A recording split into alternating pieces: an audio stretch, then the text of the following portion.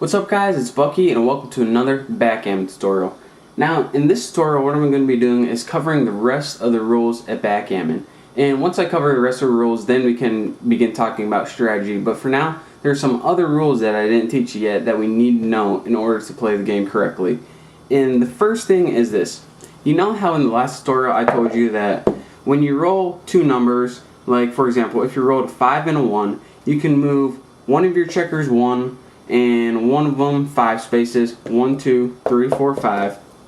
Or what you could do is you can add them together and move 1, 6. 1, 2, 3, 4, 5, 6. Just like that. Well, here's the thing. Whenever you roll doubles, let's say you rolled a 3 and a 3, just like that.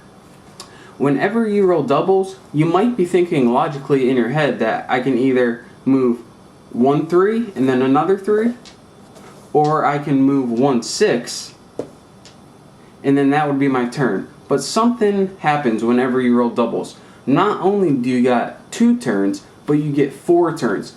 So this pretty much counts as 4 3s instead of 2. And if you had 2 5s, it would be 4 5s instead of just 2 5s. So let's go ahead and play this double 3 right here. I can go ahead and move this one 1, 2, 3. That's 1. 1, 2, 3. That would be 2. 1, 2, 3. That would be 3. And let's just go ahead and move this one again. 1, 2, 3. That would be 4. So as you can see, not only do you get 2 moves, you get 4 moves. And that's the same with any doubles. Double 6s, double 4s, whatever. So that's your move right there. The next thing I want to talk about is hitting your opponent. And that doesn't mean, you know, uppercut, donkey punch them. I mean hitting their chips. So, you know when I said that you can't land... Let me move these around, getting primed for hitting. There we go. You know when I said that... There we go. That's a little bit better. Okay, let's recoup. Here we go. You know when I said that you can't land on one of the spots or one of the points that your opponent has a checker on? Well, there's one exception to this rule, and this is probably the coolest thing about Backgammon. Whenever they only have one checker on a point, this is called a blot, and you're able to hit this. It pretty much means it's vulnerable. So let's go ahead and say you roll... that's not a good roll. That's not a good one either. A 3 and a 2. What you can do is, since with 1, 2, you can land on this. Since there's only one checker there, you can hit it and knock it off the board and put it on the bar. Now, if there were 2 checkers there, or 3, or anything with 2 or greater, you couldn't land on it. This is only with one checker on a point. So for example, where was that? Right there, I think. And now let's go ahead and say that this was a 4. 1, 2, 3, 4. Is there one checker there? Yes. So I'm going to go ahead and hit that and take them off. And whenever you hit them, you put them on the bar. And this pretty much means they have to restart from the beginning. Remember, my 1 point is down here. My 24 point is up here. So now, instead of, you know, I was so close to finishing, I have to go all the way around the board again, off the bar.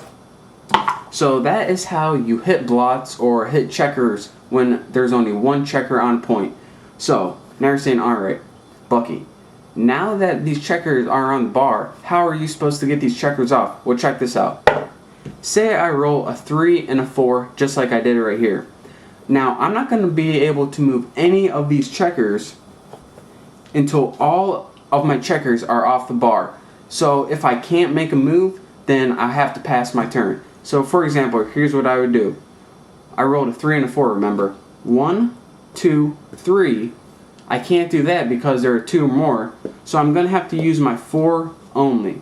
So that's the only move I can make for my turn. And remember, I can't move this one 3 because I still have checkers on the bar. So pretty much, as long as you have checkers on the bar, the only thing that you can do is try to get them back. And if you can't, you have to pass your turn. So now, that's my turn. I have to pass. So you would play, for example, you had a 6 and a 3. So 1, 2, 3, 4, 5, 6, 1, 2, 3. That would be your turn. Now it's my turn again. Let's see what I get this time. A 1 and a 3. So I could say 1, 2, 3. Can I use that 3? No, I can't because that's blocked. Now I would have to go for the 1. Can I use the 1? Yes, because that point belongs to me. So I can use the 1 and now I can continue playing a normal game again. So again, like I said, you can't do anything, you can't move any of your other checkers until they are all off the bar. So that's why hitting someone or hitting a blot is such a powerful move in backgammon. And that's one of the key aspects, knowing when to hit, knowing when not to hit.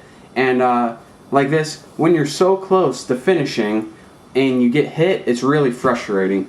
So let's go ahead and let me teach you the last kind of rule of the game, and that's bearing off, or pretty much the end game, how you win backgammon.